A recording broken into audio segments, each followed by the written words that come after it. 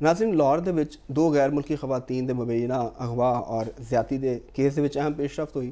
4 मुलजिमान गिरफ्तार ने अज कैन 5वां मुलजिम जिहड़ा वे वो भी गिरफ्तार होया ते खातून दे नाल ज़्यादती भी साबित हो गई है। तो बहरहाल हाले केस दे विच मामला जिहड़े ने वो चल रहे हैं, तफ्तीश भी चल रही है और फोरेंसिक भी हो रहा है, लेकिन असल हकाइक है कि इन्हें चौधरी साहब को पूछने हैं। चौधरी साहब जी जी तो बड़ा आजकल हाईलाइट होया वाकया और एक बड़ा बड़ी मतलब दो गैर मुल्की खवातीन ने और पाकिस्तान दे वास्ते भी एक इंपॉर्टेंट है ना, क्योंकि ਇਹਦੇ ਚ यूरोप ਦੀ लोग भी इन्वॉल्व हो गए ना ਜਦੋਂ ਗਵਰਨਮੈਂਟਾਂ ਇੱਕ ਗੈਰ ਮੁਲਕੀ ਖਵਾਤੀਨ ਨੇ ਔਰ ਇੱਥੇ ਆਈਆਂ ਨੇ ਤੇ ਉਹਨਾਂ ਦੇ ਨਾਲ ਇਸ ਕਿਸਮ ਦੀ ਵਾਕਿਆ ਹੋਇਆ ਹੈ ਜੀ। ਤੇ ਇਹ ਇੱਕ ਲੇਕਿਨ ਇਹਨੂੰ ਇਹ ਵੀ ਅਸੀਂ ਇਸ ਨੁਕਤਾ ਨਜ਼ਰ ਨੂੰ ਵੀ ਦੇਖਦੇ ਹਾਂ ਕਿ ਬੜਾ ਕੁਇਕਲੀ ਉਹਦੇ ਤੇ ਰਿਸਪੌਂਡ ਵੀ ਹੋਇਆ, ਅਦਾਰਿਆਂ ਦੀ ਤਰਫੋਂ ਪੁਲਿਸ ਦੀ ਤਰਫੋਂ ਕੁਇਕਲੀ ਰਿਸਪੌਂਡ ਹੋਇਆ ਔਰ ਉਹਨਾਂ ਦੇ ਉੱਤੇ ਮੁਕੱਦਮਾ ਵੀ ਦਰਜ ਹੋ ਗਿਆ, ਯਾਨੀ ਮੁਲਜ਼ਮ ਵੀ ਗ੍ਰਿਫਤਾਰ ਵੀ ਨੇ ਗ੍ਰਿਫਤਾਰ ਹੋ ਗਏ। ਔਰ 15 ਦੇ ਉੱਤੇ ਜਿਹੜੀ ਜਿਸ ਚੱਲ ਰਹੀਆਂ ਨੇ ਗੱਲਾਂ 15 ਤੇ ਕਾਲ ਆਈ, ਉਹਨਾਂ ਦੇ ਵਿੱਚ ਇੱਕ ਲੜਕੀ ਦੇ ਕਿਸੇ ਵਾਲਿਦ ਨੇ ਬਰਾਹ ਰਾਸਤ ਕਾਲ ਕੀਤੀ ਤੇ ਉਹਦੇ ਤੇ ਇਹਦੇ ਅੰਦਰ ਕਈ ਮਿਸਟਰੀਜ਼ ਵੀ ਹੈ ਨੇ। ਉਹ ਇੰਝ ਹੈਗਾ ਕਿ ਇਹ ਇਸ ਵਕਤ ਜਿਹੜੇ ਐਂਕਰਸ ਨੇ ਔਰ YouTube ਦੇ ਉੱਤੇ ਜਿਹੜੇ ਵਲੌਗਰਸ ਨੇ ਉਹਨਾਂ ਦਾ ਬੜਾ ਇਹ ਮਹਿਬੂਬ ਮੌਜੂ ਬਣਿਆ ਹੈ। ਔਰ ਮਹਿਬੂਬ ਮੌਜੂ ਇਸ ਵਾਸਤੇ ਬਣਿਆ ਕਿ ਪੰਜਾਬ ਹਕੂਮਤ ਨੂੰ ਵਿੱਚ ਇਨਵੋਲਵ ਕੀਤਾ ਜਾਂਦਾ ਹੈ।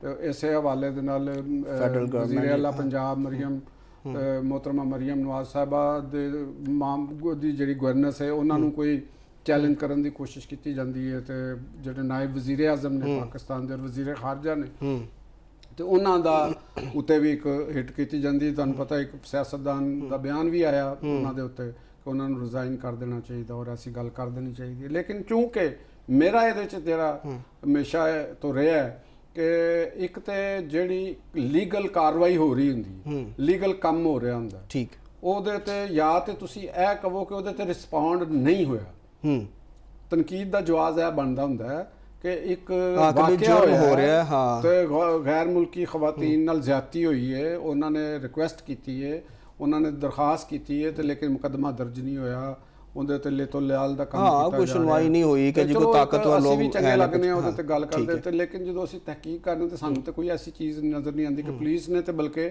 ਬਹੁਤ ਕੁਇਕਲੀ ਕੀਤਾ ਔਰ ਉਹਦਾ 164 ਦਾ ਬਿਆਨ ਲੈਣ ਵਾਸਤੇ ਜਿਹੜੇ SHO ਸਾਹਿਬ ਨੇ ਉਹ ਰਾਤ ਨੂੰ ਹੀ ਉਸ ਵੇਲੇ ਪਹੁੰਚ ਗਏ ਮੈਜਿਸਟ੍ਰੇਟ ਕੋਲ। ਉੱਥੇ ਉਹਨਾਂ ਦੀ ਲੜਾਈ ਵੀ ਹੋਈ ਸੁਣਿਆ ਆਪਾਂ, ਉਹਨਾਂ ਨੇ ਇਹ ਵੀ ਕਿਹਾ ਕਿ ਮੈਂ ਤੇਰੇ ਤੇ ਪਰਚਾ ਦਰਜ ਕਰਾਵਾਂਗਾ ਵੀ ਤੂੰ ਆ ਕੇ ਬਾਰ-ਬਾਰ ਮੇਰਾ ਦਰਵਾਜ਼ੇ ਖੜਕਾ ਰਿਹਾ, ਮੇਰਾ ਕਰ ਰਿਹਾ ਤੇ ਬਾਅਦ ਵਿੱਚ ਤੂੰ ਆ ਜੀ ਤੇ ਲਿਹਾਜ਼ਾ ਉਹ ਨਹੀਂ। ਤੇ ਕੁਝ ਫਿਰ ਇਹਦੇ 'ਚ ਕੁਝ ਐਂਕਰ ਨੇ, ਬਾਜ਼ ਵੀਲੌਗਰਸ ਮੈਂ ਕਹਾਂਗਾ, ਰਿਪੋਰਟਰ ਐਂਕਰ ਕਿਸੇ ਦੌਰ 'ਚ ਰਿਪੋਰਟਰ ਹੁੰਦੇ ਸਨ ਤੇ ਬਾਅਦ ਜ਼ਮਾਨਾ ਇਹੋ ਜਿਹਾ ਵੀ ਆ ਗਿਆ ਕਿ ਜਿਹੜੇ ਰਿਪੋਰਟਰ ਨੇ ਉਹ ਐਂਕਰ ਬਣ ਗਏ ਔਰ ਐਂਕਰ ਦੇ ਨਾਲ ਤਜ਼ੀਆਕਾਰ ਵੀ ਹੋ ਗਏ।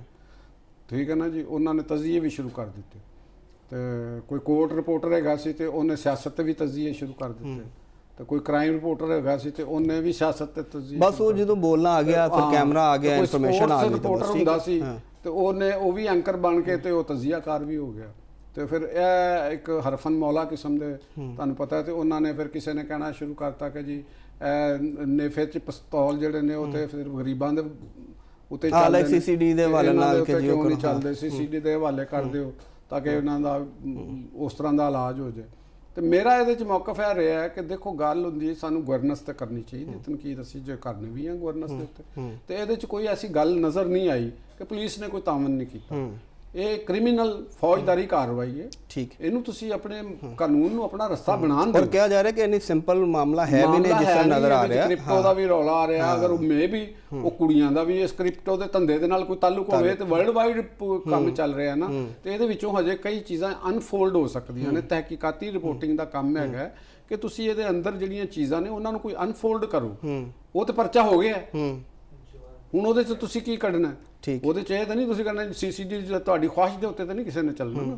ਤੁਸੀਂ ਇਹਦੇ ਅੰਦਰ ਡਿਗ ਆਊਟ ਕਰੋ ਕਿ ਉਹ ਕੁੜੀਆਂ ਕੌਣ ਸਨ, ਉਹ ਕੁੜੀਆਂ ਦਾ ਧੰਦਾ ਕੀ ਸੀ, ਇੱਥੇ ਜਿਹੜੇ ਬੰਦੇ ਨੇ ਜਿਹੜੇ ਗ੍ਰਿਫਤਾਰ ਹੋਏ ਨੇ, ਜਿਹੜੇ ਲੋਕ ਨੇ ਉਹਨਾਂ ਦਾ ਕਾਰੋਬਾਰ ਕੀ ਸੀ ਔਰ ਉਹ ਕਿਉਂ ਇਹ ਵਾਕਿਆਤ ਹੋਏ ਨੇ ਔਰ ਕਿਉਂਕਿ FIR ਵੀ ਉਂਝ ਹੀ ਦਰਜ ਹੋਈ ਜਿਵੇਂ ਕੁੜੀਆਂ ਨੇ ਕਿਹਾ। ਠੀਕ ਹੈ ਨਾ, ਔਰ ਉਹ ਬੈਰੂਨੇ ਮੁਲਕ ਵੀ ਚਲੀ ਗਈ। 164 ਦਾ ਜਦੋਂ ਬਿਆਨ ਹੋ ਜਾਏ ਤੇ ਜ਼ਰੂਰਤ ਨਹੀਂ ਹੁੰਦੀ ਮੁਦਈ ਨੂੰ ਇੱਥੇ ਉਹ ਖੁਦ ਆਉਣ ਦੀ। ਲਿਹਾਜ਼ਾ ਕੋਈ ਐਸਾ ਉਹਦੇ 'ਚ ਮੈਨੂੰ ਤਾਂ ਨਹੀਂ ਲੱਗਦਾ ਕੋਈ ਗਵਰਨੈਂਸ ਦਾ ਕੋਈ ਇਸ਼ੂ ਹੈਗਾ।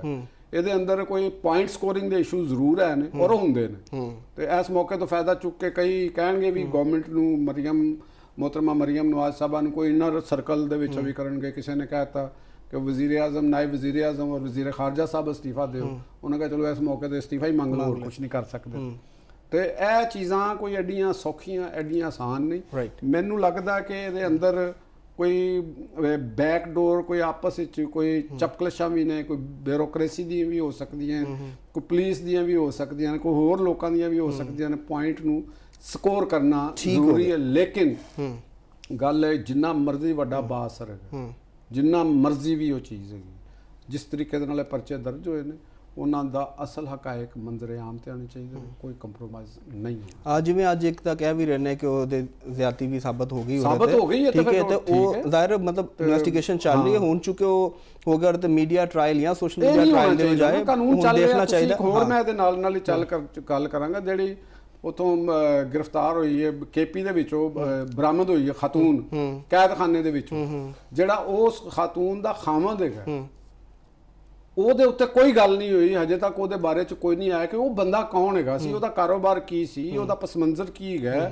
ਉਹ ਕੀ ਮਾਮਲਾਤ ਹੈਗੇ ਨੇ, ਪਤਾ ਤੇ ਚੱਲੇ ਨਾ ਕਿ ਮੁਮਕਿਨ ਹੈਗਾ ਕਿ ਉਹਨਾਂ ਚ ਵੀ ਕੋਈ ਬਾਅਸਰ ਲੋਕ ਨਿਕਲਣ। ਨਾ ਤੇ ਵੈਸੇ ਆ ਰਿਹਾ ਇੱਕ ਲੇਕਿਨ ਹਾਲੇ ਚੁੱਕੇ ਲੇਕਿਨ ਉਹ ਨਾ ਕੁਝ ਆ ਰਹੇ ਨੇ ਇਧਰ ਉਧਰੋਂ ਆ ਰਹੇ ਨੇ, ਲੇਕਿਨ ਨਹੀਂ, ਲੇਕਿਨ ਉਹ ਵੀ ਆਣਾ ਚਾਹੀਦਾ ਹੈ। ਇਹ ਕੇਪੀ ਦੀ ਪੁਲਿਸ ਦਾ ਕੰਮ ਹੈ, ਕੇਪੀ ਦੇ ਵਜ਼ੀਰ ਆਲਾ ਦਾ ਕੰਮ ਹੈ ਕਿ ਉਹਦੇ ਬਾਰੇ ਚ ਪੂਰੀ ਤਹਿਕੀਕਾਤ ਕਰਕੇ ਆਵਾਮ ਨੂੰ ਦੱਸਣ ਕਿ ਬੰਦਾ ਕੌਣ ਹੈਗਾ। ਠੀਕ ਹੈ ਠੀਕ ਹੈ ਨਾ ਜੀ। ਤੇ ਇੰਜ ਵੀ ਇੱਥੇ ਤੇ ਹੋ ਗਏ ਨੇ ਨਾ ਸਾਰਾ ਕੁਝ ਕੰਮ, ਇੱਥੇ ਤੇ ਪਰਚੇ ਵੀ ਹੋ ਗਏ ਨੇ, ਇਨਵੈਸਟੀਗੇਸ਼ਨ ਚੱਲ ਰਹੀ ਹੈ, ਮੈਡੀਕਲ ਲੀਗਲ ਸਾਰੇ ਮਾਮਲਾ ਚੱਲ ਰਹੇ ਨੇ। ਔਰ ਚੋਰ ਸਾਹਿਬ ਐਂਡ ਤੇ ਕੀ ਪੈਗਾਮ ਅੱਜ ਦੇ ਰਹੇ ਹੋ ਸਾਡੇ ਨਾਜ਼ਰੀਨ ਨੂੰ? ਅੱਜ ਦੇਖੋ ਜੀ, ਅਸੀਂ ਜਿੰਨੋਂ ਦੇ 4-5 ਦਿਨ ਆਏ ਨੇ, ਇਹਦੇ ਚ ਬੜੇ ਕਲਮਨਾਕ ਹਾਦਸਾਤ ਹੋਏ ਨੇ, ਜਿਨ੍ਹਾਂ ਦੇ ਵਿੱਚੋਂ ਇੱਕ ਝੀਲ ਸੈਫੁੱਲਾ ਦੇ ਵਿੱਚ ਬੋਟ ਜਿਹੜੀ ਉਹ ਡੁੱਬਣ ਦੇ ਵਜ੍ਹਾ ਦੇ ਨਾਲ ਇੱਕ ਫੈਮਿਲੀ ਦੇ ਜਾਨ ਬਾਕ ਹੋਏ ਲੋਕ ਉੱਥੇ, ਤੇ ਬੜਾ ਅਫਸੋਸਨਾਕ ਹਾਦਸਾ ਸੀ। ਔਰ ਉਹਦੇ ਬਾਅਦ ਫਿਰ ਇੱਕ ਬਲੋਚਿਸਤਾਨ ਦੇ ਵਿੱਚ ਦਾਨਾਸਰ ਦੇ ਕਰੀਬ ਇੱਕ ਕੋਚ ਜਿਹੜੀ ਉਹ ਕਿਸੇ ਗਹਿਰੀ ਖਾਈ ਦੇ ਵਿੱਚ ਮੁਸਾਫਰ ਬੱਸ ਜਿਹਦੇ ਵਿੱਚ 41 ਦੇ ਕਰੀਬ ਮੁਸਾਫਰ ਜਾਨ ਬਾਕ ਹੋਏ। ਤਾਂ ਇਹਦੇ ਵਿੱਚ ਮੈਂ ਇਹਦੇ 'ਚ ਗੱਲ ਇਹ ਕਿਤੇ ਕਰਾਂਗਾ, ਇੱਕ ਸਾਡੇ ਆਵਾਮ ਦੇ ਵੱਲੋਂ ਗੱਲ ਕਰਾਂਗਾ। ਠੀਕ ਹੈ, ਸੜਕਾਂ ਸਾਡੀਆਂ ਠੀਕ ਨਹੀਂ ਗਈਆਂ, ਜੋ ਵੀ ਮਾਮਲਾਤ ਹੁੰਦੇ ਨੇ। ਇੱਕ ਤੇ ਇਹ ਕਿਹਾ ਜਾ ਰਿਹਾ ਕਿ ਜਿਹੜੀ ਮੁਸਾਫਰ ਬੱਸ ਸੀ ਉਹਦੇ 'ਚ ਜ਼ਰੂਰਤ ਤੋਂ ਜ਼ਿਆਦਾ ਮੁਸਾਫਰ ਸਵਾਰ ਸਨ। ਸਾਡੇ ਅਕਸਰ ਜਿਹੜੀ ਆਮ ਬੱਸ ਸਰਵਿਸ ਚੱਲ ਰਹੀਆਂ ਹੁੰਦੀਆਂ ਨੇ, ਉਹਨਾਂ ਦੀ ਜ਼ਰੂਰਤ ਤੋਂ ਜ਼ਿਆਦਾ ਮੁਸਾਫਰ ਬੈਠੇ ਹੁੰਦੇ ਨੇ। ਮੁਸਾਫਰਾਂ ਨੂੰ ਵੀ ਸੋਚਣਾ ਚਾਹੀਦਾ ਕਿ ਸਾਨੂੰ ਜ਼ਰੂਰਤ ਤੋਂ ਜ਼ਿਆਦਾ ਨਹੀਂ ਬਣਨਾ ਚਾਹੀਦਾ। ਕੰਡਕਟਰ ਡਰਾਈਵਰ ਨੂੰ ਵੀ ਸੋਚਣਾ ਚਾਹੀਦਾ, ਔਰ ਜਿਹੜੇ ਬੱਸ ਮਾਲਕਾਨ ਟਰਮੀਨਲ ਅੱਡੇ ਵਾਲੇ ਨੇ ਉਹਨਾਂ ਨੂੰ ਵੀ ਇਹ ਚੀਜ਼ ਸੋਚਣੀ ਚਾਹੀਦੀ ਹੈ। ਅੱਛਾ ਸਰ, ਔਰ ਵੱਡੀ ਕੋਚਿਸ ਦੇ ਵਿੱਚ ਸਮਾਨ ਵੀ ਜ਼ਿਆਦਾ ਲੋਡ ਕਰ ਲੈਂਦੇ ਨੇ, ਸਮਾਨ ਵੀ ਜ਼ਿਆਦਾ ਲੋਡ ਕੀਤਾ ਜਾਂਦਾ ਪਹਾੜੀ ਇਲਾਕਿਆਂ ਦੇ ਵਿੱਚ। ਫਿਰ ਡਰਾਈਵਰਾਂ ਦੀ ਨੀਂਦਾਂ ਪੂਰੀਆਂ ਨਹੀਂ ਹੁੰਦੀਆਂ, ਬਹੁਤ ਬੁਰੇ ਹਾਲਾਤ ਨੇ। ਔਰ ਇਹਦੇ ਨਾਲ ਜਿਹੜੀ ਉਹ ਝੀਲ ਹਾਦਸਾ ਹੈ ਉਹਦੇ ਉੱਤੇ ਵੀ ਤਹਿਕੀਕਾਤ ਹੋਣੀ ਚਾਹੀਦੀਆਂ ਨੇ ਕਿ ਉੱਥੇ ਕਿਆ ਪ੍ਰੋਪਰ ਉਹ ਜਿਹੜੀ ਕਸ਼ਤੀ ਸੀ ਉਹ ਠੀਕ ਸੀ ਨਹੀਂ ਸੀ ਠੀਕ, ਜੋ ਵੀ ਮਾਮਲਾ ਸੀ। ਤੇ ਜਿਹੜੇ ਖਾਸ ਤੌਰ ਦੇ ਉੱਤੇ ਪਹਾੜੀ ਇਲਾਕਿਆਂ ਦੇ ਵਿੱਚ ਵੀ ਔਰ ਸਫ਼ਰ ਕਰਦੇ ਹਾਂ ਵੀ, ਮੈਂ ਪਹਿਲੇ ਵੀ ਕਹਿ ਚੁੱਕਿਆ ਹਾਂ ਕਿ ਆਵਾਮ ਨੂੰ ਵੀ ਇੱਕ ਇਤਿਹਾਦ ਦਾ ਗੁਜ਼ਾਰਾ ਕਰਨਾ ਚਾਹੀਦਾ ਹੈ। ਤੁਸੀਂ ਮੂੰਹ ਚੁੱਕ ਕੇ ਹਰ ਤਰਫ ਬਿਲਾ ਵਜ੍ਹਾ ਦੇ ਨਾ ਜਾਓ। ਸਾਡੇ ਇੱਥੇ ਇਨਫਰਾਸਟ੍ਰਕਚਰ ਠੀਕ ਨਹੀਂ ਹੈਗਾ, ਤੇ ਤੁਸੀਂ ਸੈਰੋ ਤਫਰੀਹ ਕਰਨੀ ਹੈ ਤੇ ਉਹ ਉਹਨਾਂ ਇਲਾਕਿਆਂ ਤੱਕ ਆਪਣੀ ਸੈਰੋ ਤਫਰੀਹ ਮਹਿਦੂਦ ਰੱਖੋ ਜਿਹੜੇ ਇਲਾਕੇ ਇਨਫਰਾਸਟ੍ਰਕਚਰ ਜਿੱਥੇ ਬਹੁਤ ਬਿਹਤਰ ਹੈਗਾ। ਦੂਸਰੀ ਤਰਫ ਜਿਹੜੇ ਮੁਸਾਫਰ ਬੱਸਾਂ ਦੇ ਉੱਤੇ ਸਫ਼ਰ ਕਰਨ ਵਾਸਤੇ SOPs ਦੀ ਹਕੂਮਤਾਂ ਨੂੰ ਪੂਰੀ ਨਿਗਰਾਨੀ ਕਰਨੀ ਚਾਹੀਦੀ ਹੈ, ਤਾਂ ਕਿ ਜਿਹੜੇ ਬੱਸ ਮਾਲਕਾਨ ਨੇ ਜਾਂ ਕੰਡਕਟਰ ਡਰਾਈਵਰ ਨੇ ਇਹ ਜ਼ਰੂਰਤ ਤੋਂ ਜ਼ਿਆਦਾ ਮੁਸਾਫਰ ਨਾ ਬਿਠਾ ਸਕਣ। ਰਾਈਟ, ਠੀਕ ਹੋ ਗਿਆ।